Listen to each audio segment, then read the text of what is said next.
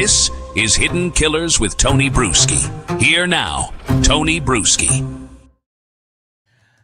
Yeah, it got crazier. Of course it did. The Nancy Guthrie investigation, as every time you tune in, you're like, huh? Really? This is what's this is what's happening. 4 weeks in, 400 investigators, 40,000, 50,000 tips. The tip number goes up all the time. 0 arrests, no vehicle, no name suspect.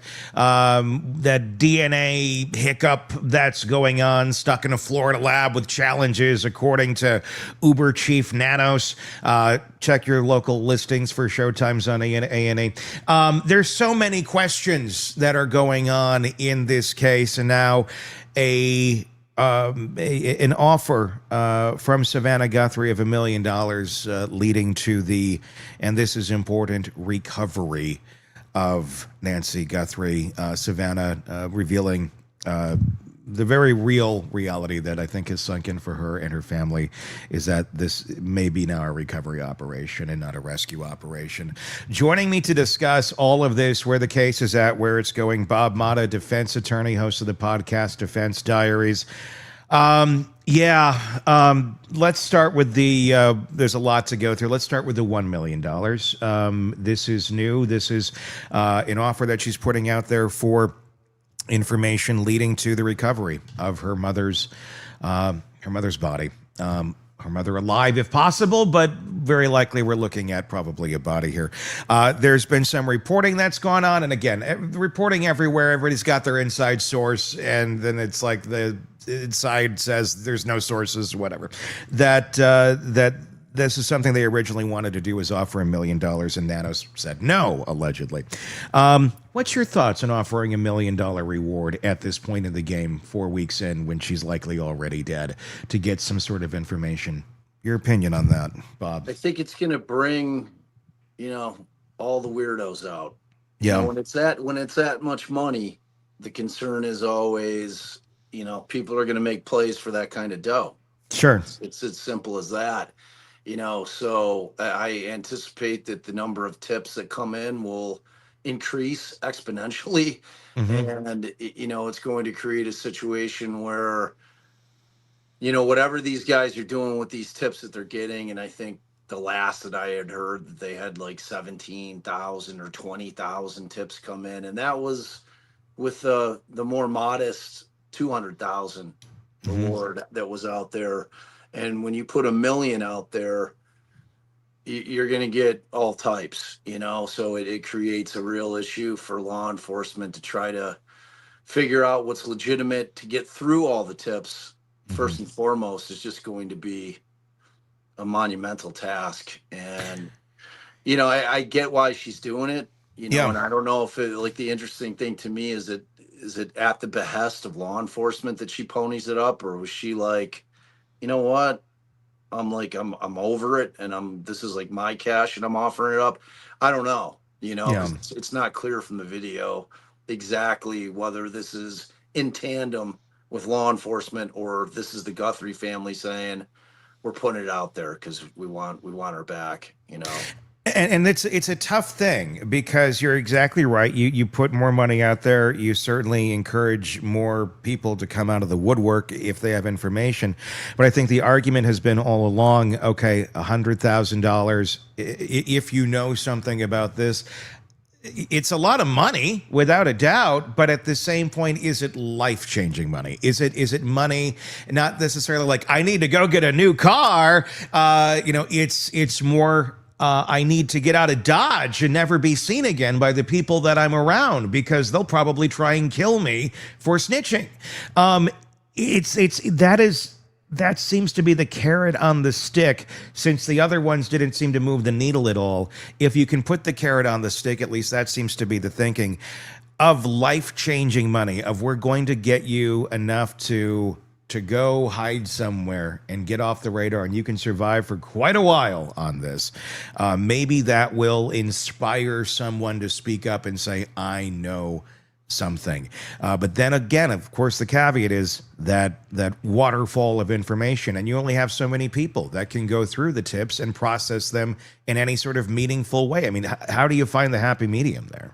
Yeah, it's hard to know. And we're talking about two different things. I mean, this is a reward for a tip leading to either her Hmm. body or her being alive somewhere, or it's different than a ransom, Yeah. right? Yeah. So I mean, are you talking about the perpetrator coming forward to get the money in exchange, or is it somebody that knows something that maybe is on the periphery that has been sitting quietly? And I mean, if Hmm. they have the knowledge but weren't involved, what does that look like for law enforcement in terms of, do they make an arrest? You know Hmm. what I mean? Like, if you provide, which is another thing that I think, that if you are a person with some kind of knowledge but weren't necessarily a part of it, Yeah.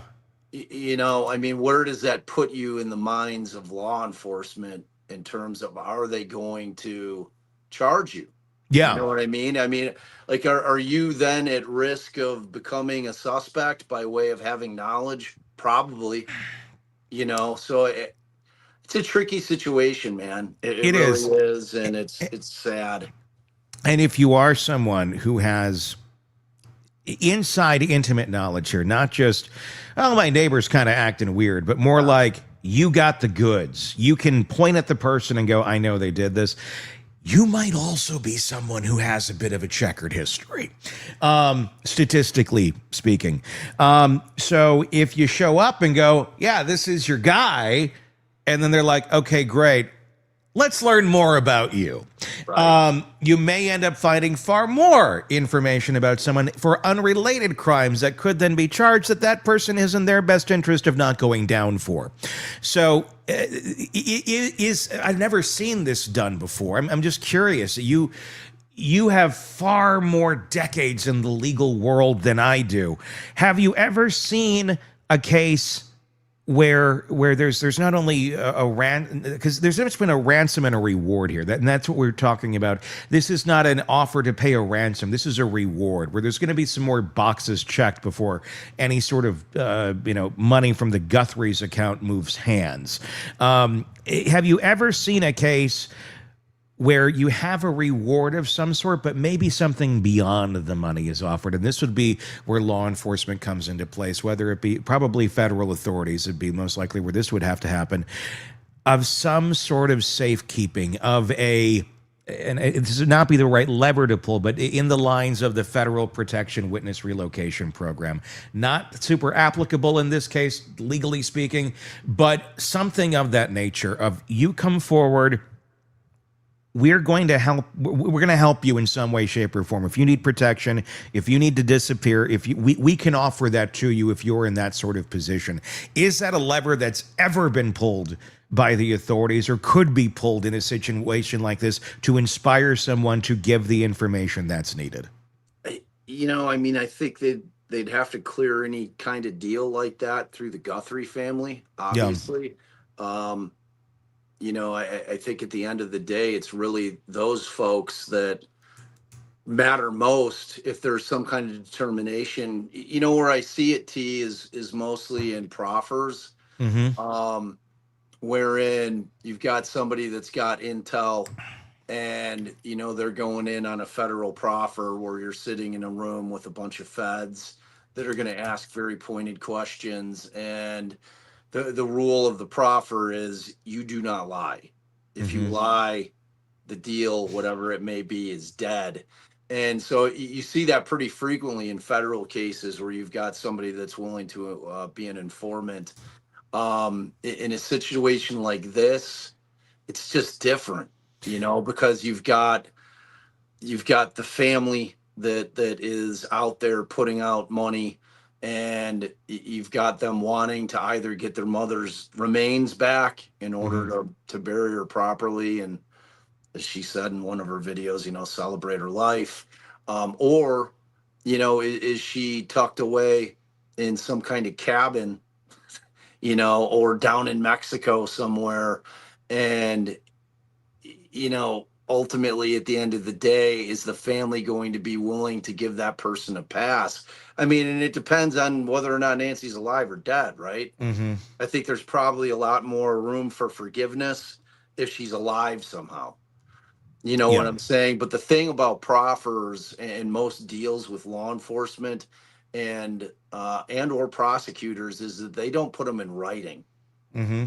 you know, and which typically means if they make an arrest on it based on a conversation that happens because of the reward and it leads to something, they're not going to necessarily feel beholden because they haven't put it in writing, you Mm-hmm. know. And it's one of those things where what is the person going to say if they happen to be one of the perpetrators?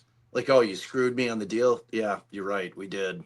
Gotcha. You know what I'm saying? Yeah. So like it's a tricky situation all around, you know, from law enforcement side, from the Guthrie side, and from whoever, whether it be a perp or just somebody, like you said, with intimate knowledge of what happened here coming forward. Like, Mm-hmm. there's a lot of moving parts, and how it would play out is kind of fascinating because I can't think of a situation where you have a reward of this size, but you also have the concept, at least, of a ransom, which I don't know if anybody's still on that train. I'm not on that train anymore. I don't No. I don't know that the ransom was ever a real thing. If it was, you know, I don't know if it went away because they simply lost Nancy in terms of she passed while they had her Mm-hmm. in their custody and they didn't know what to do with it. And no one's paying a ransom for a body typically. Mm-hmm. Maybe the Guthries would, you know, depending on how you wanted to translate that one video where she, you know, a lot of people were saying, oh, like I think they're assuming that she's dead and it's a celebration of life. I got a lot of, I wouldn't call it pushback, but I got a lot of people thinking that was the situation when that particular Mm-hmm. video came out. So I don't know, man. It's I don't know that it's gonna help, to be honest with you, the $1,000,000. Let's talk about the one of the more recent statements that we have seen come out about an inside source saying that the video or that two of the images that we have now seen of the perpetrator on Nancy's doorstep, the initial reporting that came out just the other day. Oh, it's from 2 different days, by the way. 2 different, like, what? This is not all the same night of the guy on the porch. And then, just as everyone's getting excited about this, wow, he's been casing the place. Then Nanos comes out and says, yeah, no, we don't really know about that. We're not really sure, basically.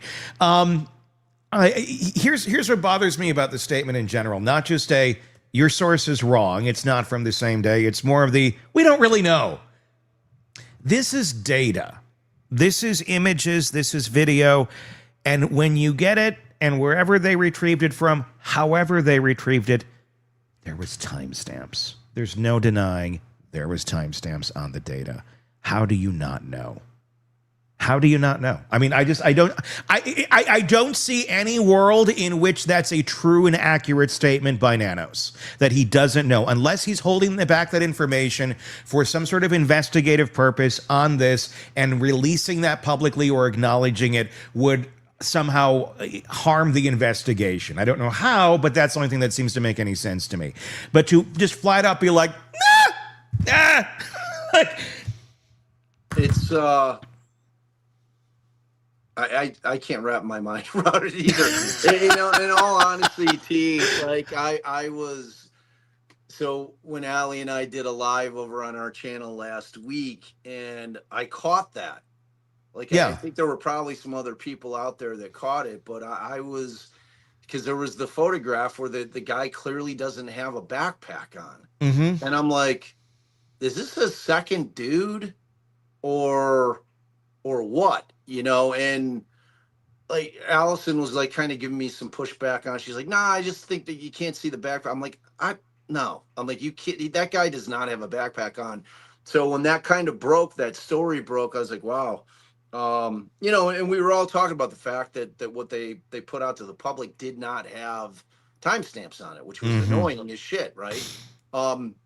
You know, the thing with Nanos is who can shut him down?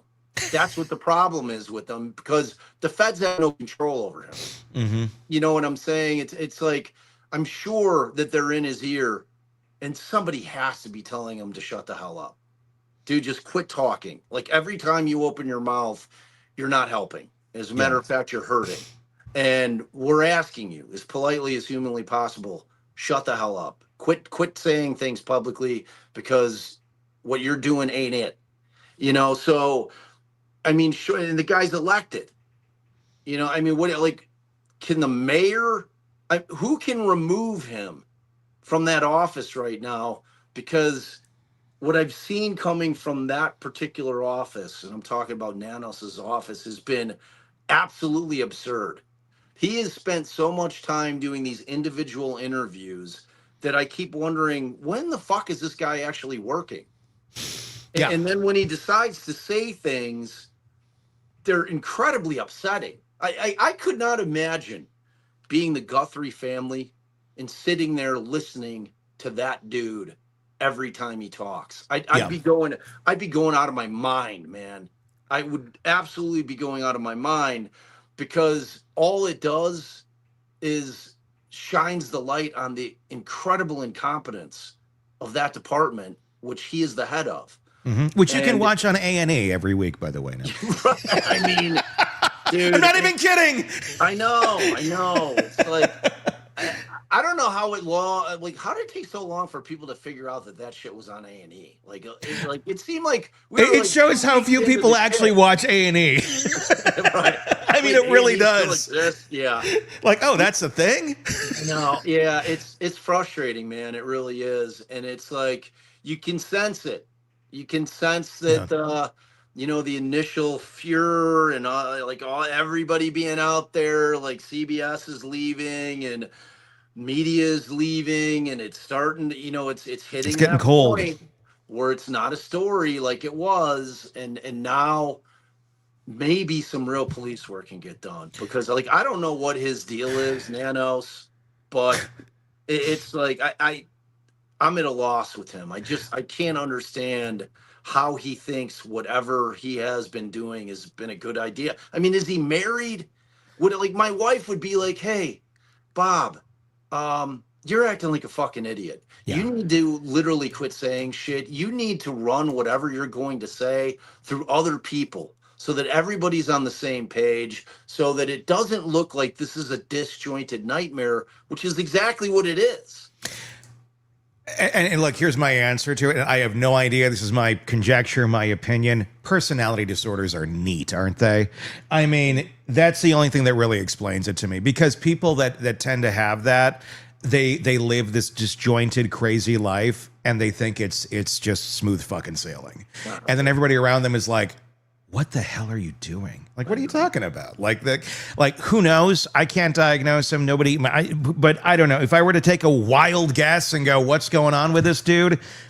I'm going to guess we're going to check a box there. But all that does is define the behavior that we're already seeing. It doesn't really mean a whole hell of a lot. Again, that's just my conjecture. I have no idea. It tracks. I'll tell you that. Does. It sure tracks. Because it's inexplicable.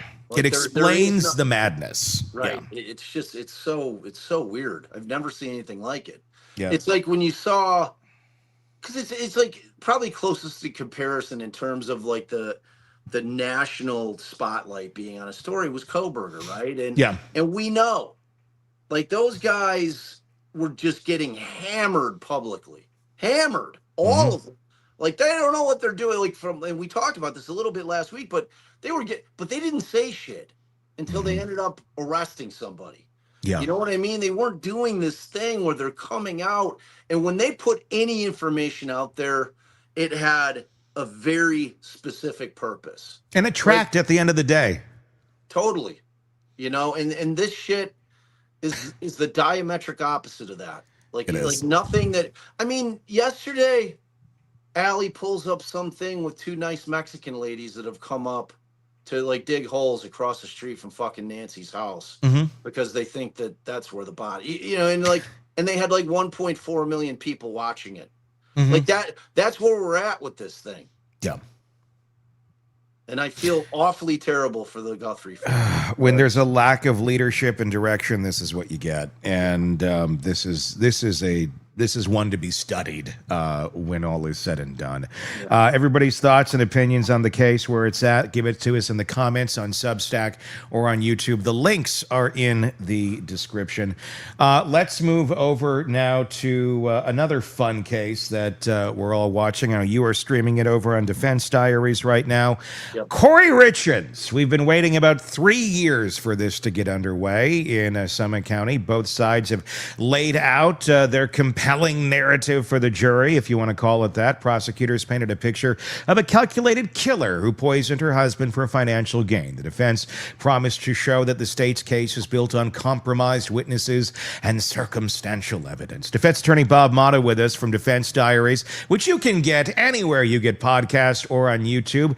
Bob, now that we've seen both the opening statements, as a defense attorney, when you're watching both of these guys lay out their cases, just give me your reaction to both the prosecution and the defense. We had some interesting characters here. It felt like we had the uncast member of the Addams family, Bloodworth, but not just the name. He kind of feels like he could be Lurch's cousin in a sort of way, and going against Phyllis's sister from The Office as the other attorney. So I feel like we got like quite a match here. That's my take on their personalities. What's your take on what we saw so far?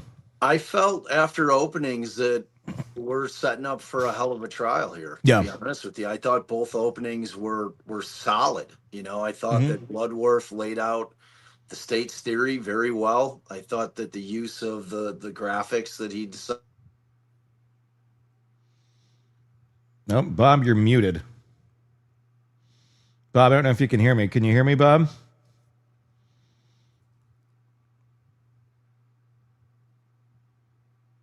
Looks like we lost his audio. I don't have audio from Bob right now. Yeah. Oh, there you are. Sorry, man. I think I'm on the phone, unfortunately, folks. So not optimal. Okay, give me your thoughts again, because you cut out for that whole little 30 seconds there. Great.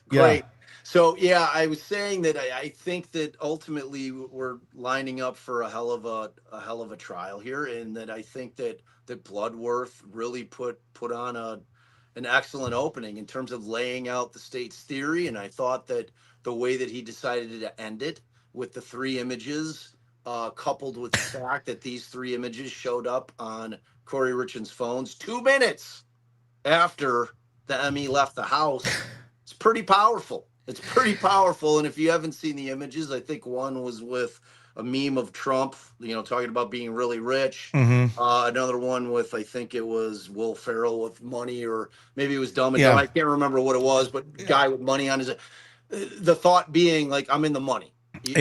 One was somebody wiping their nose with $100 bills. There was the I'm rich, and there was the idiots everywhere, basically stating this circus of people in my house right now, idiots everywhere. Quite a weird thing to insinuate on the folks that have showed up trying to save your dead husband's life as he's laying on your bedroom floor. You're like, idiots.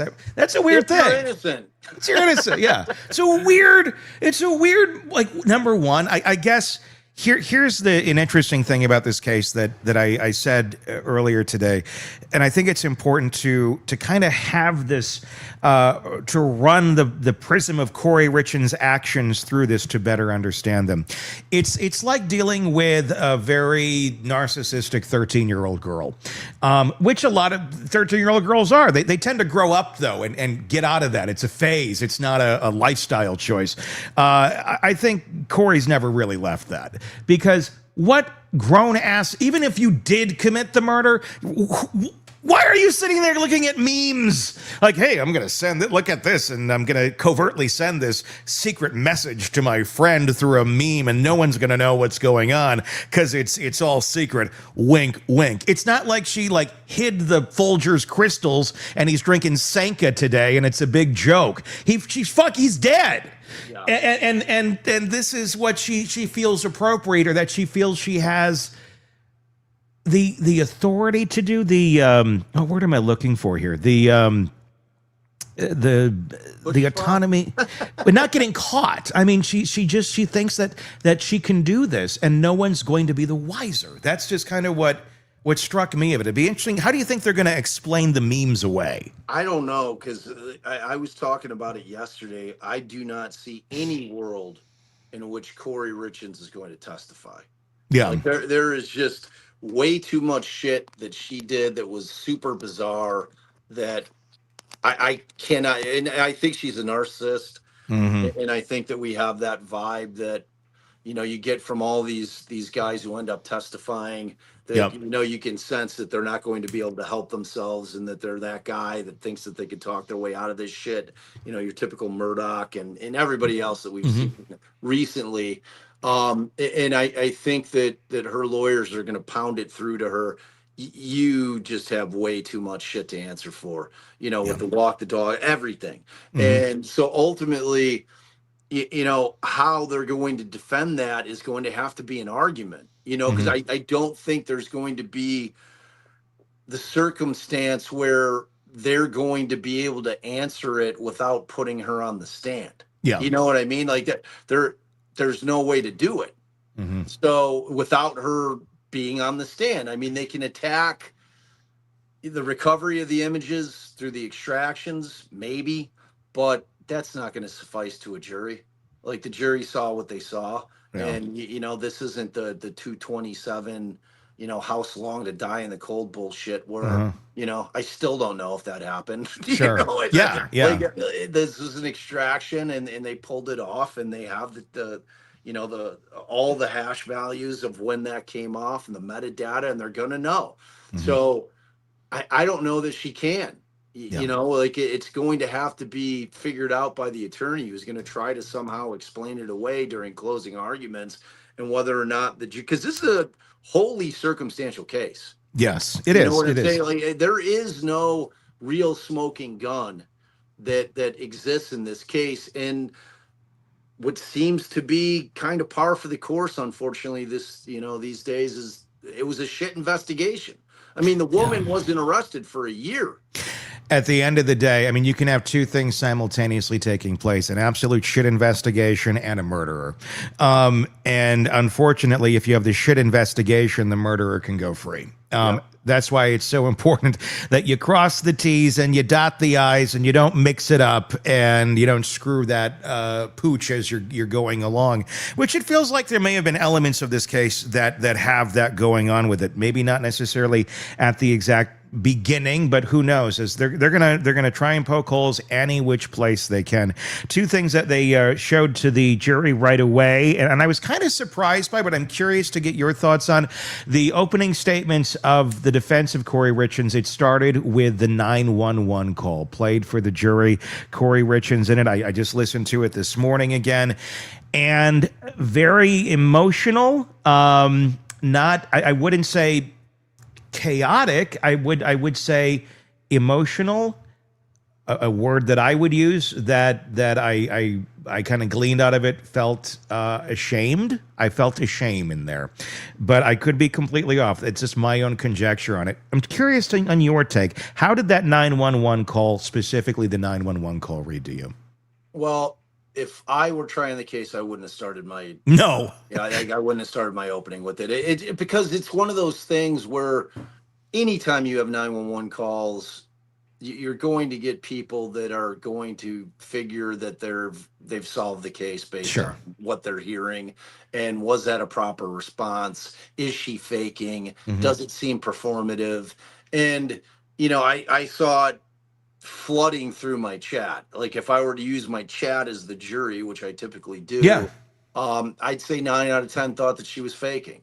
And again, the reality is that every single human being on this planet deals with trauma differently.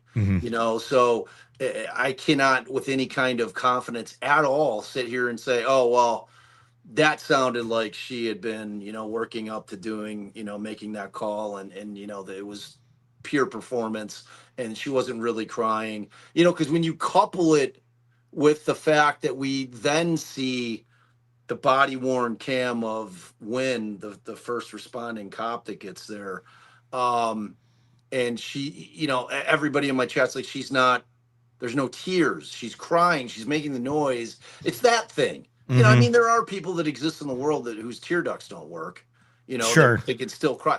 So, I mean, to me, the 911 call, I think, was a mistake, only because of what people do with them.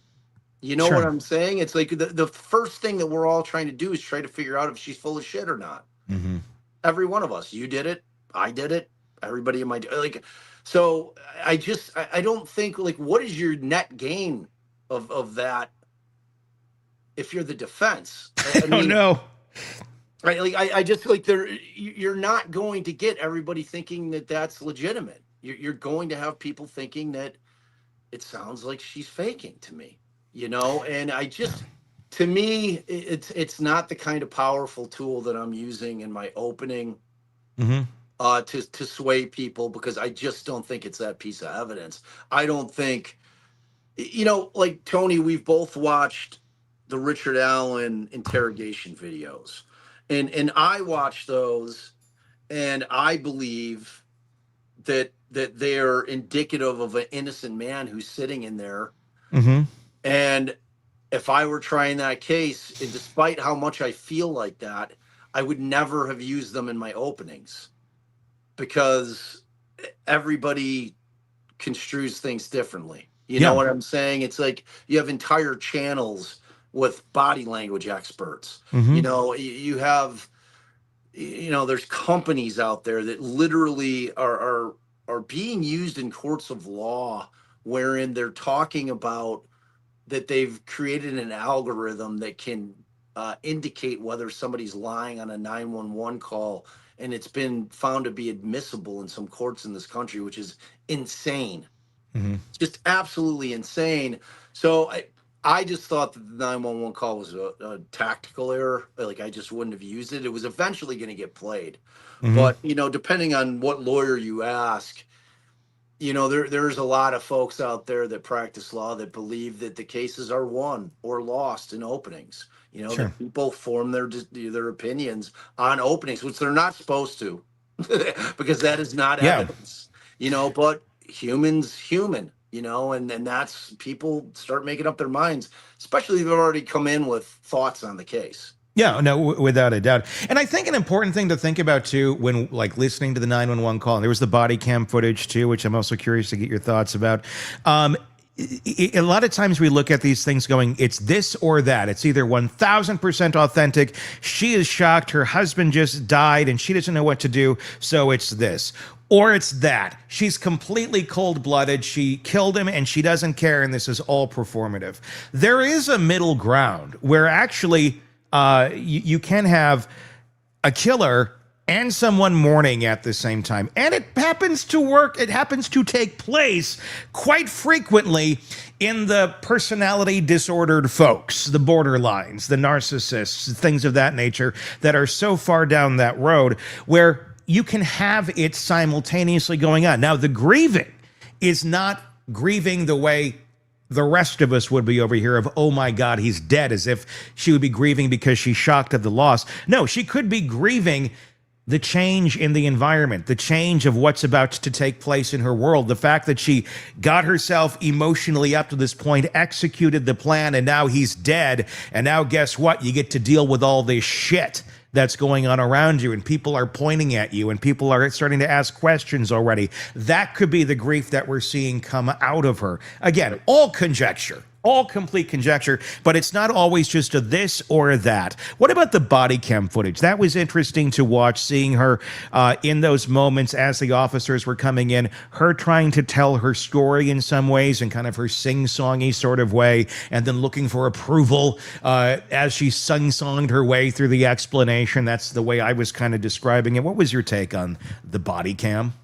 I loved what you just said, because it's like what I'm always talking about. Like, we have no idea what Kouri Richins' psychopathy is at all. No, we don't. We have no idea what's going on in her brain. And that concept that you're talking about is so fucking spot on, man, because it's one thing to think about doing something and maybe even going through all of the things that you need to do in order to accomplish what you're thinking about doing. And if that thing that you're thinking about doing is murdering somebody, that's a big task. Yeah. And a lot comes along with that. in terms of emotions, and you have no idea going into it how you're going to respond, and not knowing how that woman's built in her mind. Everything that you said rings so true, because doing the deed, when the reality of it just hits home, in that flood of whatever emotion it is, whether it's grief, whether it's regret, whether it's relief, who knows? But you're gonna be feeling something, unless you're just a fucking robot, unless you're just broken, right? So, I mean, I have to think that, there's some kind of genuineness in there. What it means to her is unknown. Yeah. But, you've got her covering her face almost the entire time that she's dealing with anybody. And that, whether that's Wynn, who's the first responding cop from the Summit County Sheriff's Office, he gets there. She never uncovers her eyes, T. And he took that. He just finished his testimony today before I jumped on with you. And his thought, the last question the state asked him was, did you think that her trauma response was normal? Had you ever seen anybody respond that way? And he thought about it for like a really long time before he answers, and he says, no. He's like, I just, the fact that she never uncovered her face was strange to me. And I was thinking the same thing when I was watching it. I'm like, it seems as if she realizes she can't produce tears, and whether that's biological or whether that's because she's just not feeling sadness or whatever makes her cry. And she just feels that she needs to kind of shield her face to mask that aspect of what's going on in that moment. I mean, I think the takeaway from it is it's not helpful to her. And again, I mean, how much weight do you put on it? That's up to every individual juror. I would put very little weight on it. And I would address it in closing saying, look, none of us know Kouri Richins. None of us know this woman from a hole in the ground. We don't know what is normal for her and how she responds to trauma, because it was just, and she did the same thing when the sister-in-law, Katie, came in, still the same thing with hiding the eyes. And it was just, it's off-putting to see it, because we all think to ourselves, that's not how I'd respond. But is that really fair? I don't know. Well, I and mean, she's maybe it isn't. She's demonstrating grief. She's demonstrating trauma, but she's demonstrating it in an odd way, and it's hard to put your finger on it. And I think that kind of goes back to what I said earlier of, okay, she's emoting something, and it looks on the surface like grief and shock. But what is the pain point here? Is it the same one that everyone else is feeling of Eric's dead and we're all crying, or is her pain point something different? And that's what seems to read differently. And that's what I think makes her feel off, because in my opinion, I feel like her pain point is something very different than everybody else. I think she's emoting. I think she's having some genuine feelings there. I think there's probably a bit of performance going on, but I don't think it's all performance. I think there's some genuine grief and some genuine shock.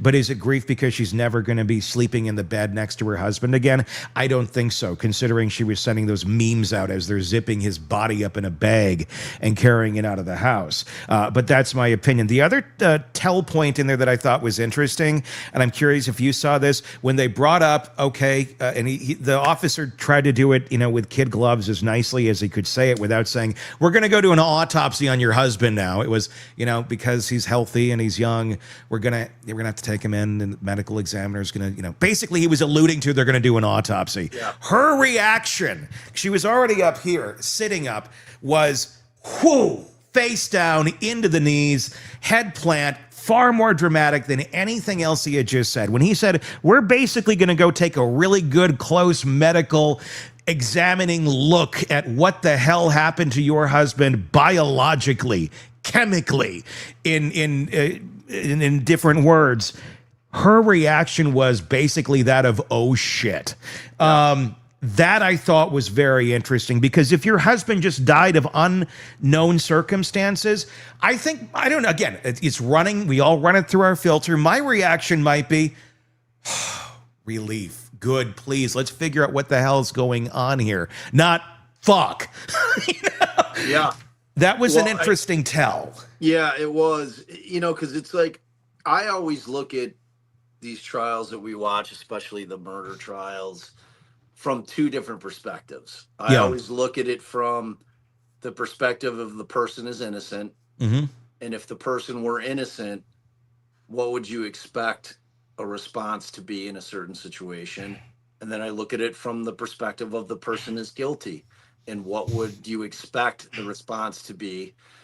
If you're somebody who's been planning to murder your husband, you've already had this kind of kerfuffle go on with the $250,000 HELOC that you got caught pulling out without your husband's knowledge, to the point where he's going to a divorce attorney and talking about, divorcing her.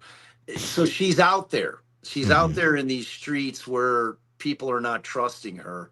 Is she so thick that she wouldn't be thinking that if Eric dies under any set of circumstances, short of him being on a basketball court and having a grabber in front of everybody, that if he dies in the home, that somebody in the family, and I'm talking about the Richins family, is going to think that she had a hand in it. She had to think that, right? You would think, but again, folks like that are so unaware of how they're perceived, because they think they're projecting this certain aura of themselves and no one's going to question this. But the reality of how people are perceiving them and their perception of their own reality are oftentimes so far apart. And that ends up being what takes them down. And I do wonder if that's what's going on here. I mean, it could be. Like, the thing is, we just don't know. No. You know what I mean? And I don't know that her mental state is going to be addressed at all in this trial. So frankly, that's going to be a question that's never going to get answered. No, I mean, and you can't go and say, well, it turns out you got this disorder and people with this tend to do these things. That's not how it's ever going to work out. But just as we watch it, as we examine and we try to make sense of the behavior, it helps create the roadmap of going, oh, they check that box and this box, and oh, they're just going down this road. And then, oh, okay, you can kind of see, you can almost predict what the next move is going to be. Again, it's all of our conjecture and trying to examine the human behavior, and everyone is different. But there's a lot more to come here. It's going to be very fascinating to see where this goes and how this is argued over the next several weeks. I'm looking forward to the conversations. Your thoughts in the comments section on YouTube and Substack. The links are in the description. We will continue that there. Let's talk about Colin Gray. This is another case that's going on. I know you guys are covering it over on Defense Diaries as well, and you've been covering it since the beginning. Colin Gray is in Georgia right now. It's not just another murder case. It's a legal stress test. Prosecutors are charging the father of the Appalachia High School shooter with second-degree murder, not just manslaughter, pushing beyond the already unprecedented Crumbly convictions. The Crumbly set the precedent. Colin Gray's case is determining how far that precedent actually stretches into second-degree murder, not just manslaughter, with testimony revealing an FBI warning, a Christmas gift AR-15, and a father who said, God, I knew it, within minutes of the shooting. This case could reshape how American courts treat parental culpability for years to come. Bob Motta is with us, host of the podcast Defense Diaries. Bob, the Crumblies got manslaughter. Georgia's going for second-degree murder here against Colin Gray. It's a big jump. What is the prosecution saying with that move, and how much harder does it make their job here? It's a tough road to hoe, man. Like, I mean, it's a challenge, because ultimately what they're going to have to do, and the way that it works in Georgia, is that they have this attachment of this predicate charge of cruelty to children. And that cruelty to children, if it results in death, allows them to go forward on this second-degree murder. So And again, he didn't have a hand in it, right? That's what Mm-hmm. makes this case so challenging. It's was this foreseeable? Yeah. Now, if you were to read the statute, the word foreseeable is not in it, but when you look at the jury instructions and you have an understanding of how they get to where they need to get a conviction of dad here, it has to be shown that it was foreseeable, that he could have stopped it had he done anything. And it's a tough case. We're 7 days into it, and I have very strong feelings about it. I have very strong feelings about parenting in this country. I have very strong feelings about parents being accountable for what their children do out in the world. And if you've done things or not done things that have put your child in a place where they are a threat, a serious threat to society.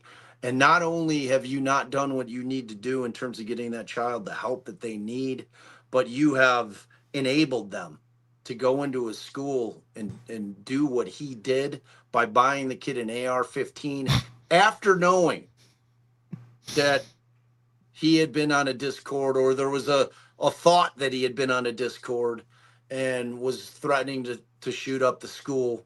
And you still do that, man. You're going down in my book. Now, Yeah. we all look at these things differently. Like, again, I always look at my chat, and that is always a reflection of society, because I have all people from all walks over there. And it makes some people very uncomfortable. They think it's a bridge too far that they're charging parents for shit. I get now am I going to be held responsible if my kid shoplifts something? No, don't be ridiculous. That's Unless your child was sitting in his home with pictures of his favorite shoplifters posted on the wall, and he's sending you notes saying, if I shoplift something, it's on your hands. The FBI is coming to your house saying, there's something wrong with your son. This is pretty dangerous. And then they shoplift. Maybe that would be on your hands. Maybe you might be responsible for that shoplifting then. Maybe. Because this is exactly what happened here with murder. I mean, all of those things took place. All of those boxes were checked. And I get it. I mean, in your world, in my world, I look at this and we're like, of course. I mean, yeah, the kid, there's nothing more he could do other than start firing it off in the house, right, and shooting the pets or something and going, I'm going to do this at school. Like, what more do you want? What more do you need to go, your son is a danger to himself and others? But then we're also going to another human being who did not commit the crime and go, you better be smart enough to recognize this. And most people would be, but some people at the end of the day are just fucking idiots. Yep. And is he just a fucking idiot? I mean, he might be a fucking idiot. Yeah, I mean, the reality is that the further I've watched along in this trial, the more sympathy, and it sounds weird to say it, but that I have for that kid, Colt, man. Like, he was a kid that was rudderless. This kid went to 7 schools in 4 years. Both parents were just shitbirds. And that's your dad and mom. Yeah, exactly. You know what I mean? It's like this kid he was crying for help and they just wouldn't get it for him. And, his grandmother, and it's his maternal grandmother, was really kind of his ride or die in terms of the one stable person that was a consistent factor in his life. And she couldn't really, she couldn't even stop it from happening. And she did things, affirmative things, to really try to fix the situation the best she could. I mean, it was a situation where she's calling, DCFS on her own daughter. I mean, she saw it and she heard the things coming from Colt. And, it's like, it was just this perfect storm of awful parenting, and a kid who's going through it and who's got some mental disease happening for whatever reason, whether it be nurture, nature, or both. I don't know. I have a feeling it was both. Yeah. But what the kid was just, he never had a chance. He never had a chance, and it was well within dad's reach to stop it. It just, It and is. that's my opinion on it. No one's going to change it. I don't know if they're going to be able to produce enough evidence in terms of what he knew and what he didn't know. There has Hmm. been no evidence in terms of when the shrine went up. Yeah. But I'm like, I look at everything through the filter of me being a father. I'm Yeah. sorry, that's just how I'm going to view it. And I'm a good father. I'm an attentive father. I pay attention to my kids. I can sense immediately when something's wrong with my child because that's how I parent. Hmm. And I have those discussions with my kids, and I hold people to that same standard. And Hmm. if they can't do that, and your kid goes out and shoots up a school, and innocent people lose their lives, and you could have done something about it, but you either elected not to, or you just simply fucking ignored it, you're on the hook in my book. Hmm. And that's where I land on this thing. And because something has to change, because guns aren't going away. If y'all haven't figured it out, guns aren't going away. So, Uh, kids being raised by absolute shit parents is what needs to change because our DFCS system is an utter joke. I mean, it sits there and it always prioritizes the blood relative as the reunification. Let's reunify no matter what. I see it all the time. There's a case in my world right now, someone I know, where this reunification bullshit is constantly pushed, and this system just keeps pushing it. Why?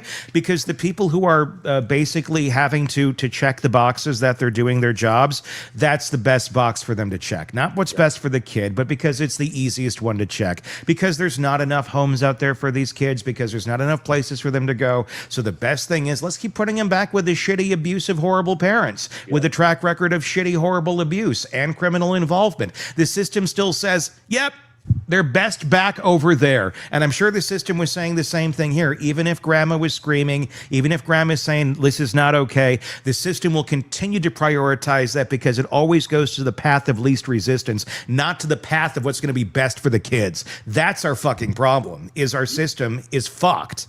The system does nothing for the well-being of the children. It does what's easiest for it at the end of the day, keep some low-level people employed, and end up with a bunch of traumatized kids at the output of it. And we're like, well, too late. They grew up. That's our system. dude, it's broken at every level. Yeah. At every level. It's like from the Department of Children and Family Services, whatever you call it in your area, Yeah. to the court systems themselves, Yeah. to the guardian ad litems. Like every part of it is completely broken because you've got human beings doing the jobs. And we're treating them like pegs, like pieces on a Monopoly board. We're not treating them like humans. That's the thing. And it's like you've got like, and I don't know how it is in Arkansas, but here in Illinois, we have, if there is a battle over custody, if there's been something that has happened in the home, and you have one of the parents that is having the child removed from them, and initially visitation is suspended, and then ultimately maybe they get back through supervised visitation with the kid, and you get these appointed, who are all attorneys in Illinois, these guardian ad litems that went for like 9 hours of classwork to go in, and they're the ones who in Illinois courts are the gospel. Whatever the judges take whatever these GALs say as absolute gospel.